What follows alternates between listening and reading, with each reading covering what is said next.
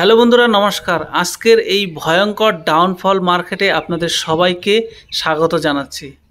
আজকের মার্কেট যে ক্র্যাশ করবে এটা কম বেশি সবারই জানা ছিল, কেননা গত শুক্রবার ইউএস মার্কেট ভয়ঙ্করভাবে ক্র্যাশ করে। এই ক্র্যাশ করার পরেই বিভিন্ন অ্যানালাইসিস বিভিন্ন কারণ খুঁজে বের করেছে যে সোমবার দিন ক্র্যাশ করতে পারে, এবং সেটা তাই হলো যে আজকে সোমবার দিন মার্কেট ক্র্যাশ করলো। এই মার্কেট ক্র্যাশ করার পিছনে মূলত 5টি কারণ জানা গেছে। সেই 5টি কারণের মধ্যে প্রথমটি হচ্ছে উইক এশিয়ান মার্কেট, অর্থাৎ এশিয়ান মার্কেট উইকনেস দেখা গেছে। রিসেশন ফিয়ার্স ইন ইউএস, আমেরিকাতে রিসেশনের ভয় দেখা দিচ্ছে। জিও পলিটিক্যাল কনসার্ন, ইরান এবং ইসরায়েলের মধ্যে যে জিও পলিটিক্যাল দেখা দিচ্ছে সেটার জন্য এই ক্র্যাশ করেছে। তারপর হচ্ছে দ্য আনইউনিলাইজ ওভার ডোমেস্টিক মার্কেট ভ্যালুয়েশন, মানে ডোমেস্টিক মার্কেটের ভ্যালুয়েশন নিয়ে বিভিন্ন অ্যানালাইসিস চিন্তিত হয়ে পড়েছে। একটা কারণ হচ্ছে এফপিআই আউটফ্লোস আর 5 factors that may weight of the market sentiment of Monday. এফপিআইয়ের আউটফ্লোর কারণেও সোমবার দিন মার্কেট ক্র্যাশ করে। তো এই 5টি কারণ আমি তোমাদের সাথে ডিটেলসে আলোচনা করব। তোমরা ভিডিওটি শেষ পর্যন্ত বিনা স্কিপ করে দেখতে থাকো। আর ভিডিওটির টপিক যদি তোমাদের ভালো লেগে থাকে তাহলে ভিডিওর একটা লাইক দিয়ে দেখতে শুরু করো।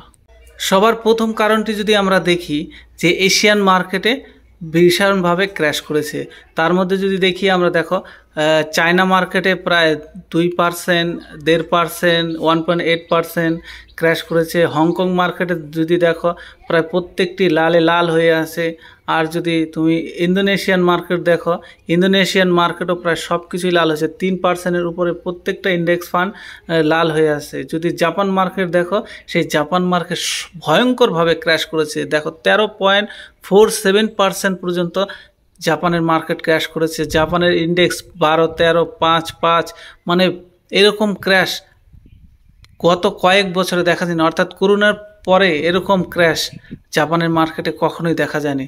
ইভেন যদি মালয়েশিয়ার মার্কেট দেখো, মালয়েশিয়ার মার্কেটও এরকমভাবে ক্র্যাশ করেছে। মানে প্রত্যেকটা এশিয়ান মার্কেট ক্র্যাশ করেছে। আর এই মার্কেটগুলো সকালবেলা ইন্ডিয়ান মার্কেটের থেকে আগে খোলে। এই কারণে হচ্ছে আজকে সোমবার দিন ইন্ডিয়ান মার্কেট ক্র্যাশ করেছে। ইন্ডিয়ার যদি ইন্ডেক্সগুলো দেখো, প্রত্যেকটার মধ্যে দেখো যে বিএসসি ইন্ডেক্সে 2.5%-এর উপরে, নিফটি 50 হচ্ছে 2.5%-এর উপরে, নিফটি স্মল ক্যাপ তো 3.5%-এর উপরে, বিএসসি মিড ক্যাপ 3.5%-এর উপরে, স্মল ক্যাপ 3.5%-এর উপরে, মানে প্রত্যেকটি ইন্ডেক্সই ক্র্যাশ করেছে। মার্কেট ক্র্যাশ করার পিছনে দ্বিতীয় যে বড় কারণটি দেখা দিয়েছে সেটা হচ্ছে ইউএস জবলেস ক্লেমস। এখানে লেখা আছে, দেখো, the recent weekly jobless claim data show that the number of US citizens filing the new application for the unemployment benefit increase to an 11-month higher from the week ended July 27। এখানে বলছে যে 11 মাসের মধ্যে সব থেকে বেশি jobless হয়েছে আমেরিকাতে। এই অতিরিক্ত জবলেসের কারণেও মার্কেট ক্র্যাশ করতে পারে এবং আগামী সময়ে আমেরিকাতে রিসেশন আসারও সম্ভাবনা আছে। এবং এছাড়া আরেকটি কারণ যেটা হয়েছে সেটা হচ্ছে আমেরিকাতে এখনও পর্যন্ত একটাও রেড কার্ড হয়নি। জেরোম পাওয়েল বলছে যে সেপ্টেম্বরে মাসে একটা রেড কার্ড হতে পারে, কিন্তু সেটা অনেকটাই দেরি হয়ে গেছে। এর জন্য রিসেশনের একটা ভয় দেখা গেছে আমেরিকান মার্কেটে। আর আমেরিকান মার্কেটে ভয় দেখা গেলে সারা বিশ্বের মার্কেটে সেটা প্রভাব পড়বে, বিশেষ করে ইন্ডিয়ান মার্কেটে তো সেটা পড়েই। এই হচ্ছে একটা বড় কারণ, ইউএস জবলেস ক্লেমসের কারণেও আজকের মার্কেট ক্র্যাশ করেছে। জিও পলিটিক্যাল প্রবলেম যে দেখা দিচ্ছে রিসেন্টলি, সেটা হচ্ছে সব থেকে বড় কারণ। সেটা হচ্ছে ইরান এবং ইসরায়েলের মধ্যে যে ওয়ার, একটা সিচুয়েশন তৈরি হয়েছে, সেই কারণটা হচ্ছে সব থেকে বড় কারণ আজকের এই মার্কেট ক্র্যাশ হওয়ার পিছনে।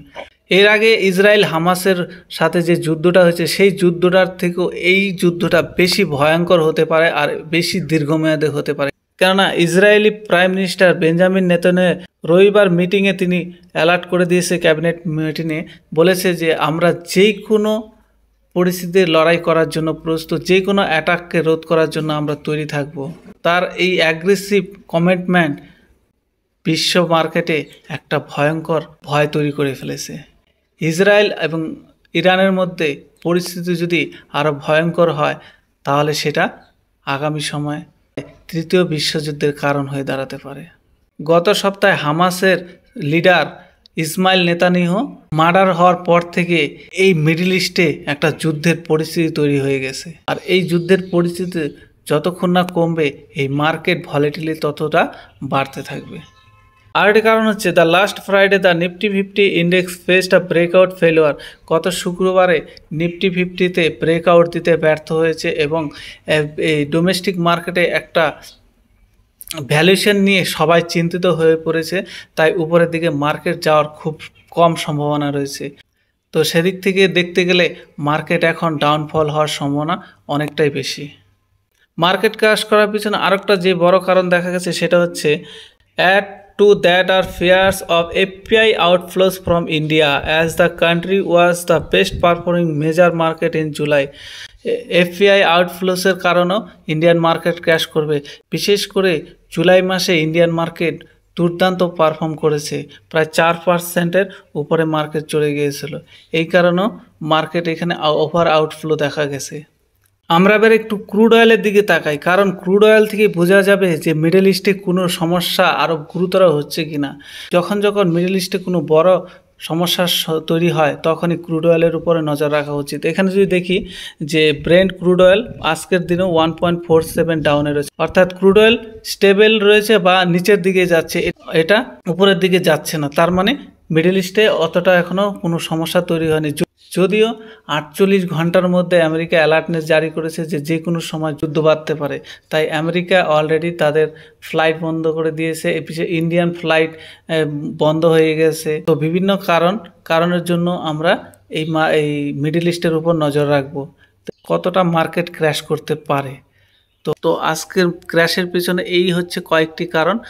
তোমরা এই কয়েকটি জিনিস লাগাতার নজরে রাখবে মার্কেটের উপর, ক্রুড অয়েলের উপর। আজকে রাত্রে আমেরিকান মার্কেট কিভাবে খুলে এবং কি রিয়াক্ট করে তার উপরেও আজকে বিশেষ নজর থাকবে।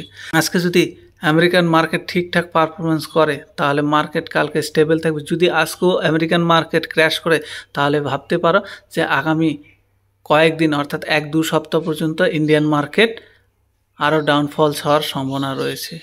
এখানে তোমাদের একটা কথা বলতে পারি যে তোমাদের যেই পজিশনগুলো আছে সেই পজিশন থেকে তোমরা কিছুটা প্রফিট বুক করতে পারো, কেননা বর্তমানে পরিস্থিতি অনেকটাই জটিলতার দিকে এগোচ্ছে। তো আশা করি তোমাদের ভিডিওর টপিকটা খুবই ভালো লেগেছে। ভিডিওটি যদি তোমাদের ভালো লাগে অবশ্যই ভিডিও একটা লাইক দিয়ে চ্যানেলটি সাবস্ক্রাইব করে পাশে থাকা বেল আইকনটি প্রেস করে রাখবে এরকমই share market related latest video দেখার জন্য।